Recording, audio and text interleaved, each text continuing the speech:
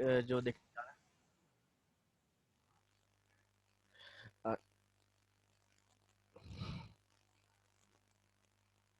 एक सेकंड में शेयर कर रहा हूँ स्क्रीन को।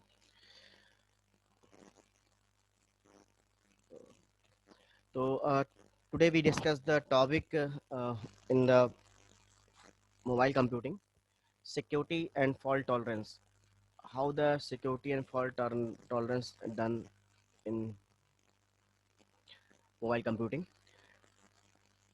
Security and fault tolerance. What the word explain? In the mobile computing environment, as we know that uh, there are lots of limitations, lots of features which are uh, differ from traditional network system, like limited memory, versatile models and size, mobile short screen visualization, uh, resolution, and disconnect network working. There are lots of limitations and features which are differ from traditional mobile traditional client server architecture or distributed system architecture. So the security and fault tolerance, this aspect is more crucial in the environment of mobile computing.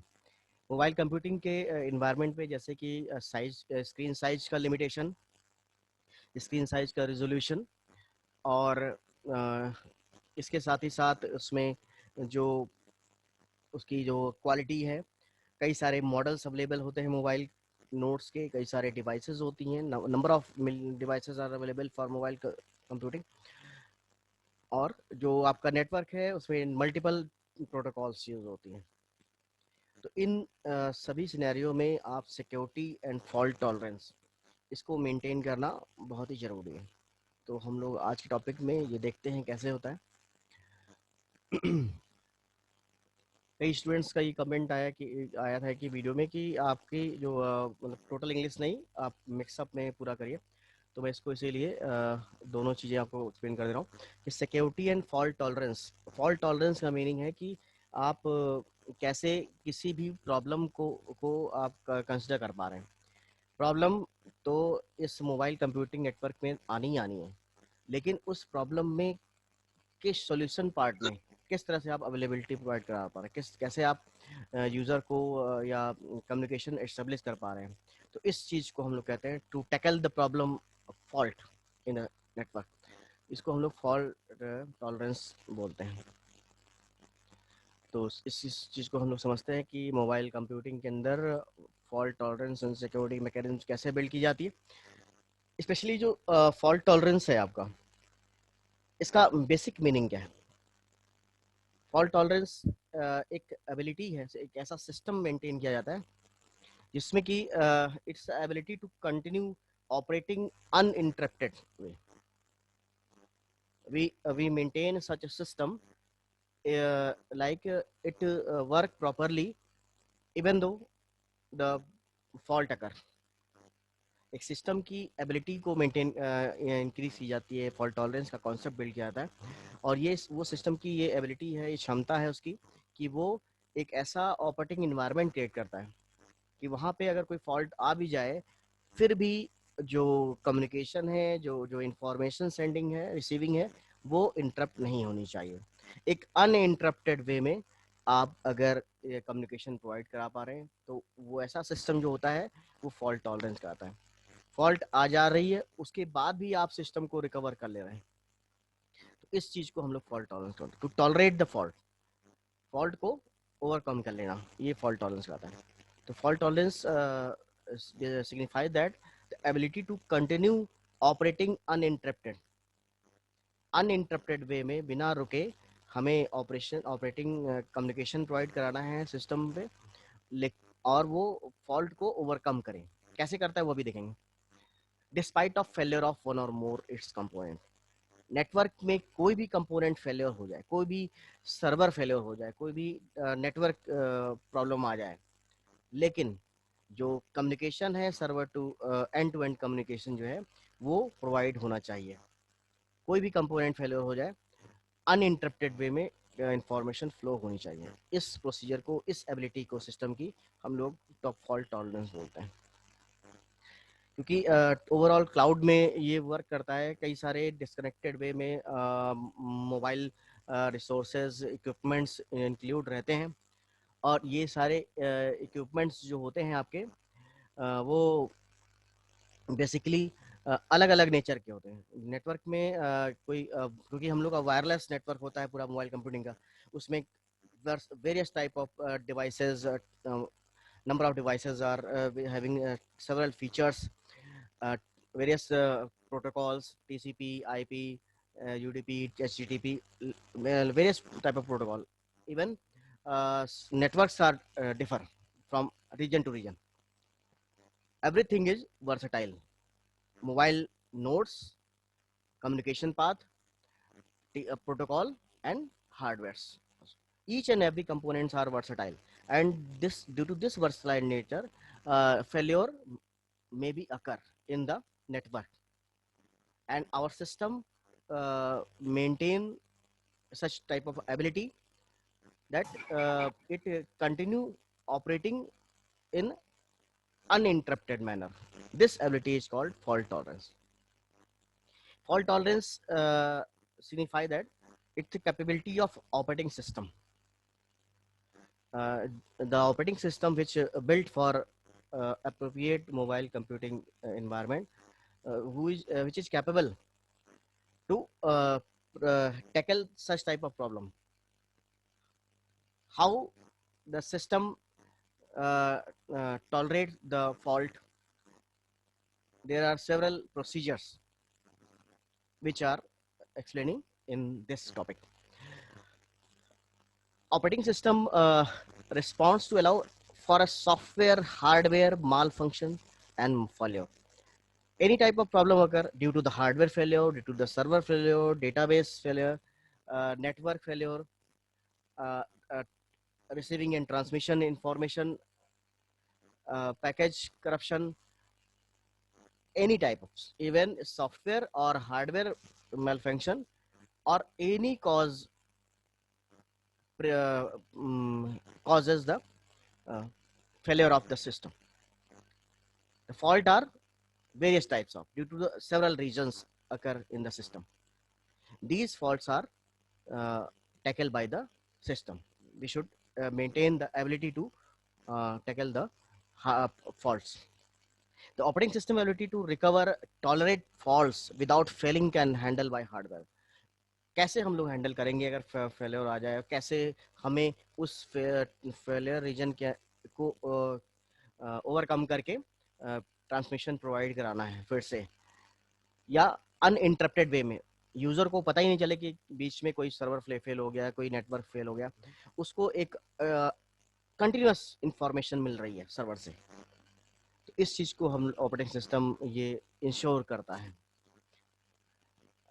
इसके लिए कई सारे hardware लगाए जाते हैं, software build किए जाते हैं, और हार्डवेयर सॉफ्टवेयर का कंबाइन सॉल्यूशन जो होता है वो एक तरह से लोड बैलेंसिंग, जो ओवरऑल लोड आ रहा है फॉल्ट की वजह से नेटवर्क पे, उसको बैलेंस करता है। तो operating system maintain such ability to recover and tolerate faults without failing, can be handled by hardware, software, और एक कंबाइंड सॉल्यूशन। आप किसी हार्डवेयर को इम्प्लीमेंट करके ये कर सकते हैं, फॉल्ट टॉलरेंस को बिल्ड कर सकते हैं, कोई सॉफ्टवेयर लगा सकते हैं, या हार्डवेयर सॉफ्टवेयर कंबाइनली वर्क कर सकता है फॉल्ट टॉलरेंस को ओवर करने के लिए। और this combined solution leveraging load balancer, it maintain the load of the transmission over the network. Computer system uh, occur various type of various type of fault. The fault classification are undefined. Several causes like hardware, software, network, transmission, any type, any for cause create the fault in the system. And this not easily handled by the simple hardware systems of software. computer system use a multiple duplicate fault tolerant system to handle fault risk. Now we are proceeding for the solution, and we the problem is clear. We must provide the uninterrupted information sending even fault occur. Computer system uses multiple duplicate fault tolerant. How we solve this problem? How we implement the ability of fault tolerance with the help of duplicate fault tolerant system to handle fault gracefully.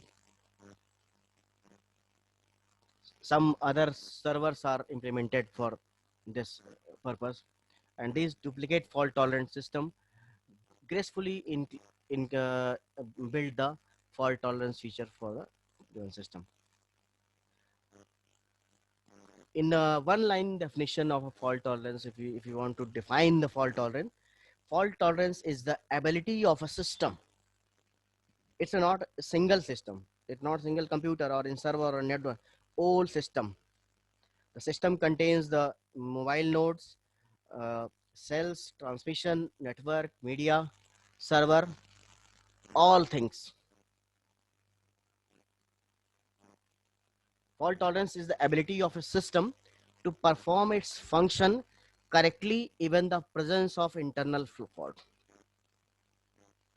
ये system की वो क्षमता है, वो ability है जिससे आपका जो टोटल इंटरनल फॉल्ट होता है, किसी भी रीजन से अगर इंटरनल फॉल्ट हो जाए फिर भी अनइंटरप्टेड वे में अगर आपका ट्रांसमिशन प्रोवाइड किया जा रहा है, तो ये जो सिस्टम की एबिलिटी है ये फॉल्ट टॉलरेंस कहलाती है. कोई भी इंटरनल फॉल्ट हो जाता है अगर, तो उस फॉल्ट को ओवरकम कर लिया जाए सिस्टम के द्वारा और अनइंटरप्टेड वे में इंफॉर्मेशन अगर प्रोवाइड कराई जाए तो इसको हम लोग फॉल्ट टॉलरेंस बोलते हैं. This simple diagram show the how the fault tolerance concept. Here the web applications.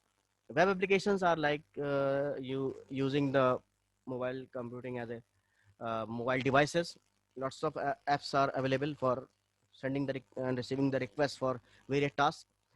Web application give and accept, send and receive information from network. Web servers are the server which continuously accepting the information from various users, various mobile users, and what they are requesting. According to their request, the web server provides that request. This is the normal process. These are the several type of web servers. Lots of data stored in these servers, and these servers are continuously provide the several requests, fulfilling the several requests 24 hours. Web application used by the desktop, network, mobile devices, mobile phone, nodes, PC, laptop, anything. Any device can interact with the web through the help of web application, send the request for that web server, and server responds accordingly. In the continuous, if this is the normal way of working,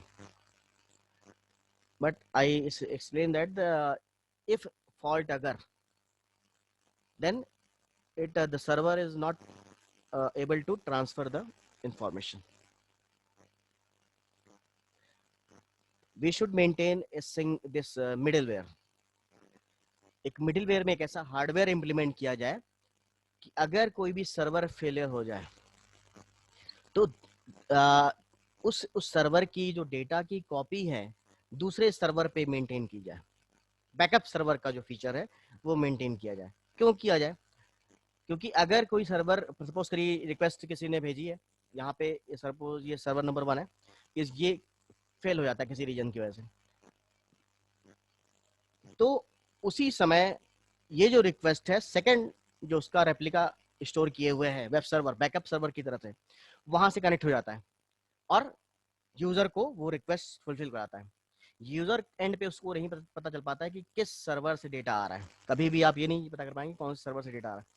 तो वो server अगर failure है तो उसका backup एकदम copy है उसके पास, उसने आपने रिक्वेस्ट प्रोवाइड कर दी.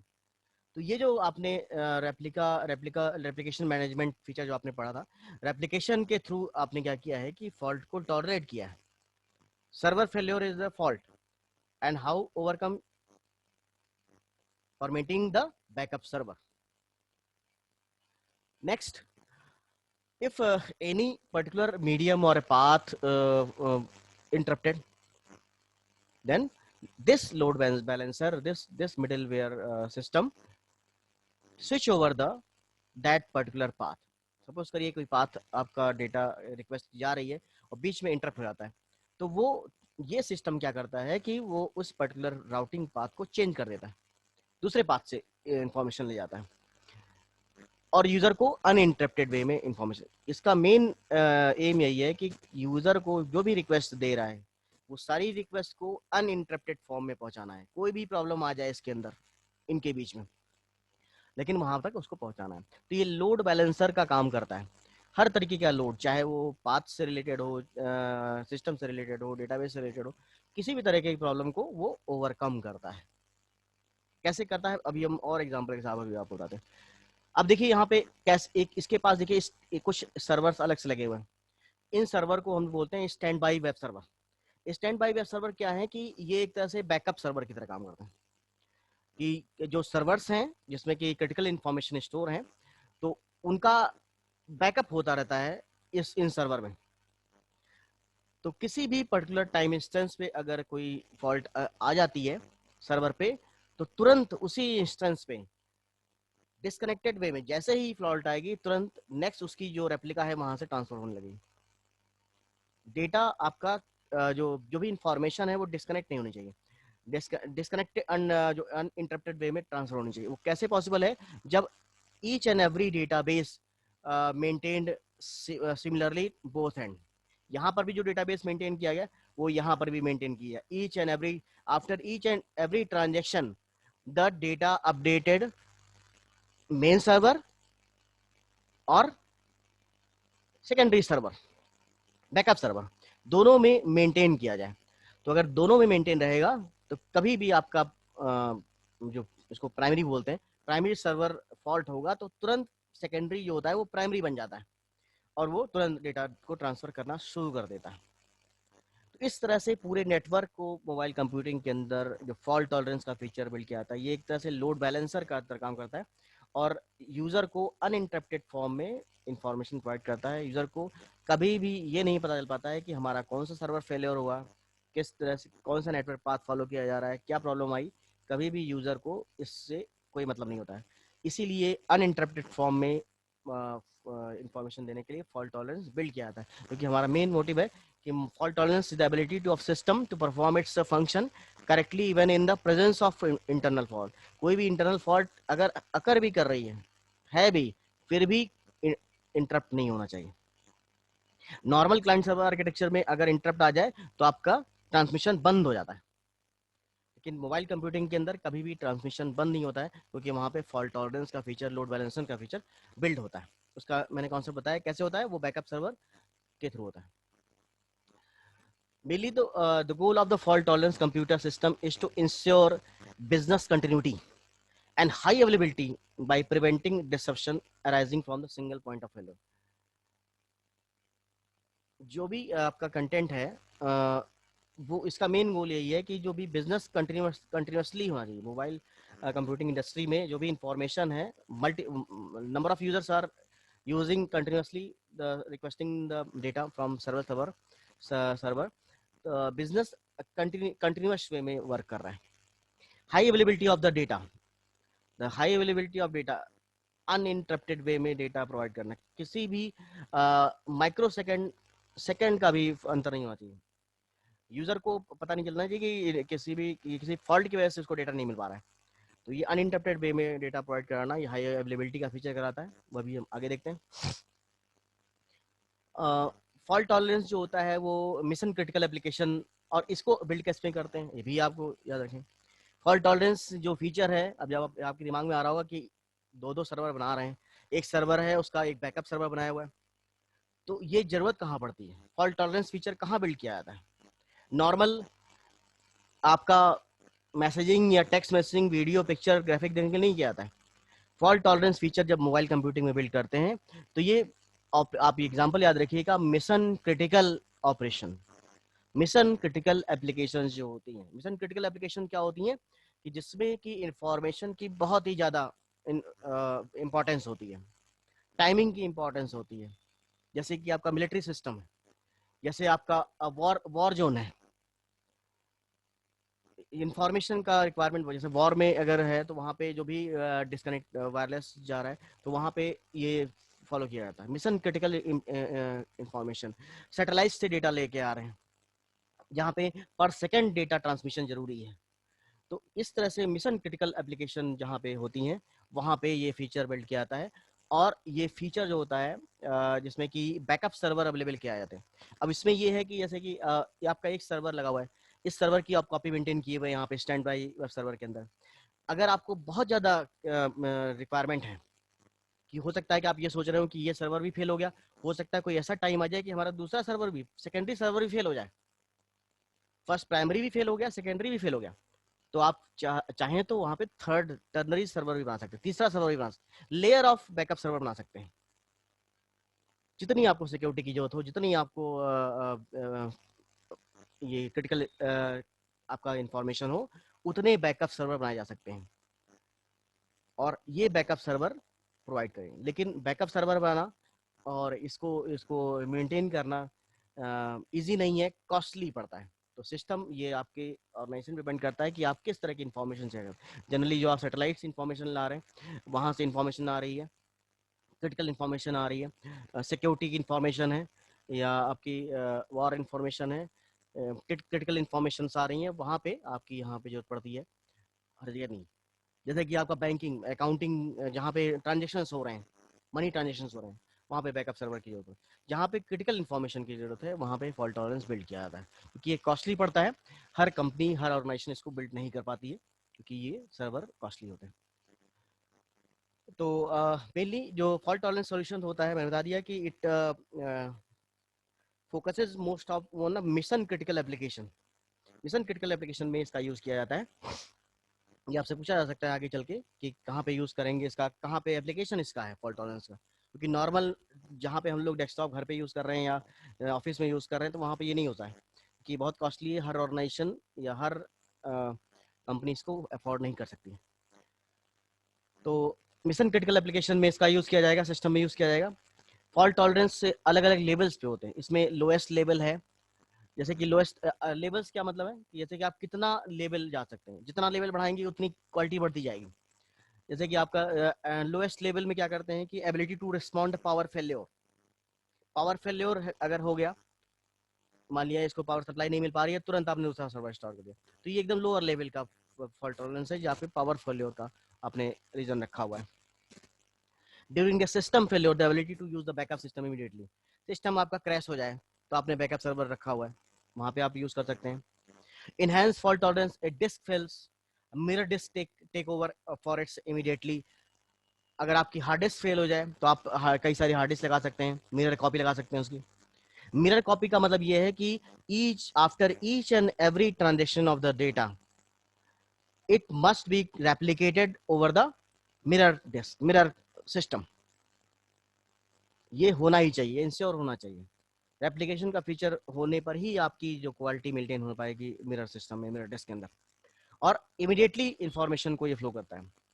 फॉल्ट टॉलरेंस जो है, अगर आप डिस्क लेवल पे देख रहे हैं तो अगर हार्ड डिस्क आपके फेल हो रही है तो मिरर डिस्क लगा सकते हैं और मिरर डिस्क इमीडिएटली आपके रिस्पॉन्स कर सकती है, आपको कंटिन्यूस डिसकंटिन्यूस वे में वर्क कराएगी। This provide functionality despite a partial system failure, graceful degradation rather than immediate breakdown and loss of function। अगर आपने बैकअप लगा रखा है तो उसके उस पे आपका इजिली अवेलेबल हो पाएगा और आप कंटिन्यूस वर्क कर रहे हैं, ग्रेसफुली डिग्रेडेशन इमीडिएटली ब्रेकडाउन नहीं होगा आपका। हाई लेवल फॉल्ट टॉलरेंस कब किया जाता है? High level fault tolerance computing multi processor, मैंने अभी बताया कि आप, आपको ये भी नहीं होता कि केवल एक ही सर्वर लगाओ, आप जितने लेयर चाहे उतने लेयर सर्वर लगा सकते हैं, जितनी सिक्योरिटी चाहे उतनी चाहे, क्योंकि जितने लेबर, जैसे आपने फर्स्ट प्राइमरी सेकेंडरी लगाया, थर्ड टर्नरी लगा दिया, फोर्थ लगा दिया, तो इससे होगा कि आपकी क्वालिटी बढ़ती जाएगी, इंश्योरिटी बढ़ती जाएगी। पहला फेलियर हो सकता है, दूसरा फेलियर हो सकता है, तीसरा फेलियर हो सकता है, कोई ना कोई सर्वर तो आपका सही होगा ही होगा, तो वही सर्वर आपको बैकअप देगा। इसको हाई लेवल सिक्योरिटी कहते हैं, जहाँ पे आपकी high level fault tolerance computing रहता है, multi processor collaborate to scan data and output to detect errors then immediately correct them. कई सारे सर्वर्स लगे होते हैं बैकअप के अंदर, और वो स्कैन करते रहते हैं, जैसे ही कोई उसके प्रोसीडर आगे वाला सर्वर प्राइमरी सर्वर फेल होता है, तुरंत वो उसको रेप्लिकेट कर देता है। जैसे फर्स्ट प्राइमरी ये है, सेकेंडरी ये है, तो सेकेंडरी वाला तुरंत प्राइमरी बन जाता है, और उसके बाद वाला सेकेंडरी बन जाता है। ये प्राइमरी सेकेंडरी का कॉम्बिनेशन चलता रहता है फॉल्ट टॉलरेंस के अंदर। Fault tolerance software it fault tolerance जो होता है वो सॉफ्टवेयर और हार्डवेयर दोनों से मिलकर बना होता है, दोनों चीजें कंबाइनली वर्क करती हैं। It also help the programmer to check critical data at a specific point during the transaction। किसी भी ट्रांजेक्शन में अगर आपको क्रिटिकल डेटा फाइंड करना है, किसी भी पर्टिकुलर इंस्टेंस पे कहाँ फॉल्ट आ रही है, उसको फाइंड करने में बहुत इसका यूज किया जाता है, प्रोग्रामर यूज कर सकता है। Fault tolerance system ensure no break in service by using the backup component. किसी भी तरह का ब्रेकअप नहीं देना है। Hardware system with identical equivalent backup operating system. Hardware system available किया जाता है, चाहे सर्वर हो हार्ड डिस्क हो, इसको अवेलेबल किया जाता है। Several identical fault tolerance server mirroring all operation in the backup. सारे ऑपरेशन को ये बैकअप करते रहते हैं, जो सर्वर होते हैं पैरेलली रन करते हैं। ये कंटिन्यूअस जो आपकी सिंगल कॉस्ट होगी इस पे सर्वर पे, ये डबल हो जाएगी जब जैसे ही ये काम करेगा, क्योंकि ईच एंड एवरी ऑपरेशन अगर आपका ये इस पे रेप्लिकेट होगा तो ओवरऑल मेंटेनेंस बढ़ जाएगी, कॉस्ट आपकी बढ़ जाएगी। लेकिन जब भी आपको जरूरत होगी तो ये तुरंत अवेलेबल रहेगा। सॉफ्टवेयर सिस्टम बैकअप जो होता है ऑलरेडी प्रोवाइड किया जाता है up to the other instance of software. Replicated copy of each and every data after any transaction, it must be maintained in the mirror database. अब मैं आपको एक रियल में कैसे वर्क हो रहा है उसको समझाता हूँ, कैसे रियल में काम होता है। Redundancy power repetition of same task, copying the same task, providing the alternative source for the to overcome the automatically during the power failure, ensuring no loss of service। ये आपकी फीचर्स है। अब यहाँ पे एक छोटा सा एग्जांपल मैंने आपको बताया हुआ है, थोड़ा नीचे कर देता हूँ मैं पहले। अभी आप इसको देखिए, सपोज करिए आपका ये सर्वर है, एक यहाँ पे सिस्टम लगा हुआ है और एक यहाँ पे सिस्टम लगा हुआ है, और सिंपल समझते हैं, विजुलाइज करिए अपने आप को कि दो सर्वर हैं, डेटा को ट्रांसफर कर रहे हैं।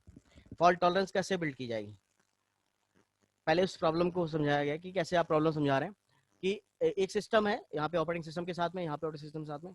हमेशा याद रखिए कि एक सर्वर, जो ये सर्वर है, तो अगर प्राइमरी सर्वर है और सेकेंडरी सर्वर है, तो प्राइमरी और जो ये जो बार बार बैकअप की बात कर रहे थे, यहाँ पे सिंपल नॉर्मल बैकअप सर्वर नहीं होते, ये वर्चुअल मशीन, वीएम आपने सुना हुआ है, तो वर्चुअल मशीन का कॉन्सेप्ट होता है। ये जो बैकअप सर्वर लगे हुए, ये एक्चुअल में वर्चुअल मशीन्स हैं। एक तरह से पूरा का पूरा आपका जो सिस्टम है सर्वर, उसकी पूरी कॉपी, इसको कैसे कह सकते हैं, जैसे आपका डेस्कटॉप है, आपने दो कंप्यूटर खरीद रखे, एक में आप सारे एप्लीकेशन रखते हैं, उसको रन करते हैं, पढ़ते हैं, सुनते हैं। अब आप चाहते हैं कि वही सारी एप्लीकेशन दूसरे में भी आप मेंटेन कर रहे हैं, फोल्डर बना रहे हैं, हर चीज वही बना रहे हैं, कॉपी बना रहे हैं। क्यों बना रहे हैं? शुरुआत में लग रहा है कि ये बहुत बेकार की चीज है कि आपने सारी फाइलें दूसरे सिस्टम में बना रखी हैं, लेकिन कभी भी किसी स्टेज पे अगर आपकी एक सिस्टम खराब हो जाता है, दूसरे सिस्टम में आप वहीं से स्टार्ट कर सकते हैं, क्योंकि you are maintaining the each and every copy of the system. ऐसा ही काम कुछ इसमें होता है कि आपके हर सर्वर की वर्चुअल मशीन कॉपी वहां पे आती रहती है। तो यहाँ पे यही हो रहा है कि आपका एक प्राइमरी वर्चुअल मशीन है, एक सेकेंडरी वर्चुअल मशीन है। ऑपरेटिंग सिस्टम ये सिस्टम को शो कर रहा है, एक सिस्टम ये है, सिस्टम ये है। सपोज करिए नॉर्मल वे में आपका एक सेकंड, ये आपका ट्रांसमिशन हो रहा है, मैं इंफॉर्मेशन सेंड कर रहा हूँ, एक प्राइमरी से सेंड हो रहा है, यूजर ने इंफॉर्मेशन आ रही है 1 2 3 4 5 6 ऐसे भेजा जा रहा है, कंटिन्यूअसली ये इंफॉर्मेशन यूजर को मिलती जा रही है। अब सपोज करिए आप फॉल्ट को देखते हैं, 1 2 3 4 यूजर को मिल चुका है ये। तो ये याद रखिए कि जब भी बैकअप हो बनती है, जब ये आपका जो रेप्लिका सेकेंडरी वर्चुअल मशीन होती है, ये इस तरह से मेंटेन किया जाता है, इस तरह से सॉफ्टवेयर मेंटेन किया जाता है कि जो अगर n number of instruction primary virtual machine में हो रहे हैं, तो n-1 number of instruction secondary virtual machine में होंगे, एक कम इंस्ट्रक्शन यहाँ पे एग्जीक्यूट होते हैं। जैसे आप यहाँ पे इसका बैकअप सर्वर बना रहे हैं, तो यहाँ पे जैसे n नंबर ऑफ इंस्ट्रक्शन है, तो यहाँ पे n-1 होंगे, एक कम होगा। क्यों कम है अभी पता चलेगा। जैसे कि यहाँ पे आपका 1 2 3 4 5 1 2 3 4 आप एंटर कर चुके हैं, 5 नंबर पे 5th नंबर जैसे ही डेटा आ रहा था, यहाँ पे फॉल्ट आ गया और ये डेटा करप्ट हो गया। यहाँ पे प्राइमरी वर्चुअल मशीन में ये डेटा करप्ट, इस स्टेज पे आपका जो सर्वर है वो फेल हो गया। यूजर के पास केवल 4 तक की इंफॉर्मेशन गई है, उसको अगली इंफॉर्मेशन चाहिए। तो अगली इंफॉर्मेशन जब चाहिए तो वो क्या करेगा कि आपके सर्वर तो फेल हो गया, वर्चुअल मशीन जो उसका बैकअप सर्वर लगा हुआ है वो आपका जैसे ही ये 1 2 3 4 हुआ, तो 1 2 3 4 जब ये 5 यहाँ पे चलने वाला होगा, तो यहाँ पे ये 4 दे चुका होगा, 4 दे चुका होगा। तो लेकिन जैसे ही क्योंकि एक कम चल रहा है, ये 4 वाली स्टेज है, इसने यहाँ पे पहुंच चुकी है, और यहाँ पे 5 स्टेज पे ये क्रॉस हो गया, मतलब कि फेल हो गया। अब ये जो इस डेटा को हमें पहुंचाना तो ही है, तो जैसे ही ये करप्ट होता है सर्वर ये वाला, तुरंत उसी समय ये क्या हो जाता है, सेकंड जो इसका बैकअप सर्वर है ये प्राइमरी सर्वर बन जाता है, प्राइमरी वर्चुअल मशीन, और नेक्स्ट जो यूजर की इंफॉर्मेशन यहीं से स्टार्ट हो जाती है इसकी। तो इस तरह से ये फॉल्ट टॉलरेंस मेंटेन किया जाता है कि ईच एंड एवरी ट्रांजेक्शन जो है वो अपने सेकेंडरी वर्चुअल मशीन पे मेंटेन की जाती है, सेकेंडरी या जो भी है जितना भी चाहें आप लेयर, लेकिन इस तरह से मेंटेन की जाएगी। लेकिन आपका जो ये वाला डेटा है ये हमेशा एक कम यहाँ पे कॉपी होता है। जो आपका 5th डेटा जब चल रहा था यहाँ पे सेंड हो रहा था, तो यहाँ पे 4th पहुंचा था, लेकिन जैसे ही 5th करप्ट हुआ तुरंत इसने यहाँ पे आगे स्टार्ट कर दिया। तो यूजर को एक्सेस कर रहा था उसको कोई फर्क नहीं पड़ता है, चाहे यहाँ से डेटा आए चाहे यहाँ से आए, लेकिन सिस्टम ने इसको मेंटेन किया है। इसी को फॉल्ट टॉलरेंस कहते हैं। It provide the availability of the data for the user without interrupting. ये फॉल्ट टॉलरेंस का सिंपल कॉन्सेप्ट बताया था मैंने। अब इसका एक्चुअल इंप्लीमेंटेशन देखते हैं कैसे होता है।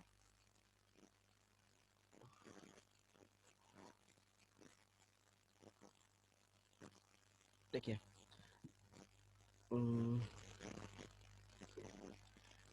जो प्राइमरी सर्वर है, सेकेंडरी सर्वर होता है। प्राइमरी सर्वर एक आपका fault tolerance on virtual machine इस लॉजिक से कनेक्टेड रहता है सेकेंडरी से। ये एक कह सकते हैं सेट ऑफ प्रोग्राम्स है, सॉफ्टवेयर है, जिस सॉफ्टवेयर से प्राइमरी का रेप्लिका बनता रहता है।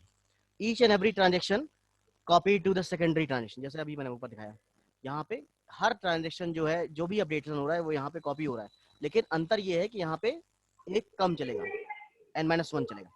तो ये कॉपी होता जा रहा है। ये जो कॉपी होने का काम है, ये जो ट्रांसफर हो रहा है, ये एक सॉफ्टवेयर के थ्रू होता है। Fault tolerance on a virtual machine concept के थ्रू हम इसको बिल्ड करते हैं। अब यहाँ पे तीसरी का मैकेनिज्म क्या है, यहाँ पे एक मैनेजमेंट नेटवर्क, टोटल नेटवर्क को मैनेज किया जाता है, उसके लिए एक मैनेजमेंट नेटवर्क सर्वर होता है, जो कि ओवरऑल नेटवर्किंग, ये जो अभी आप कहेंगे कैसे स्विच ओवर किया, सेकेंडरी को प्राइमरी किसने बनाया, तो सेकेंडरी को प्राइमरी बनाने वाला ये है, मैनेजमेंट नेटवर्क है। ये सर्वर है जो कि इमीडिएटली जैसे ही आपका सर्वर प्राइमरी फेल होता है, इसको तुरंत सेकेंडरी बना देता है, सॉरी प्राइमरी बना देता है, और सेकेंडरी वाले को हटा देता है। अगर कोई और बैकअप सर्वर है तो उसको सेकेंडरी बना देगा, नहीं तो ये प्राइमरी बन जाएगा और यूजर को इन्फॉर्मेशन प्रोवाइड की जाएगी। इसके बाद ये जो बना हुआ है ये एक स्टोर नेटवर्क है। स्टोर नेटवर्क क्या करता है कि ये हर ट्रांजेक्शन जो यूजर को भेजा जा रहा है, जो भी करंट है, जैसे आप यहाँ पे देख रहे हैं कितना, मैंने 5th नंबर पे फॉल्ट आया, 5th नंबर पे फॉल्ट कौन बताएगा, ये बताएगा, स्टोर नेटवर्क है। ये नेटवर्क डिसाइड करता है कि कितना ट्रांजेक्शन हो चुका, कितना बाकी है। अब ऐसा तो नहीं है कि इसके पास 1 2 3 4 5 सब था, तो अगर 4 5 करप्ट हुआ है तो ये 1 2 3 4 5 पूरा कॉपी करके भेज दे, ऐसा नहीं होता है कभी। जहां से डिस्कनेक्ट होता है वहीं से तो आपको डेटा मिलता है, प्रीवियस तो डेटा आता नहीं है। तो प्रीवियस डेटा कैसे पता चलेगा कहाँ तक डेटा जा चुका है, ये बताने वाला ये है, स्टोर नेटवर्क है। स्टोर नेटवर्क ये बताता है कि कहाँ तक ट्रांसमिशन हो चुका है। ये इसके एक, जैसे कि इसका जो सर्वर है प्राइमरी सर्वर, उसका एक प्राइमरी डेटा स्टोर बना हुआ है। हर एक का सर्वर का अपना एक बैकअप डेटाबेस सर्वर होता है, तो वहाँ पे डेटाबेस स्टोर रहता है, यहीं से इंफॉर्मेशन ये देता रहता है क्लाइंट को अपने। ये आपका जैसे कि सेकेंडरी का डेटा स्टोर है, जैसे कि यहाँ पे कॉपी होती जा रही चीजें, तो ये भी अपना एक डेटाबेस मेंटेन किया। इस तरह से पूरा मैनेजमेंट होता है प्राइमरी सर्वर का। ओके,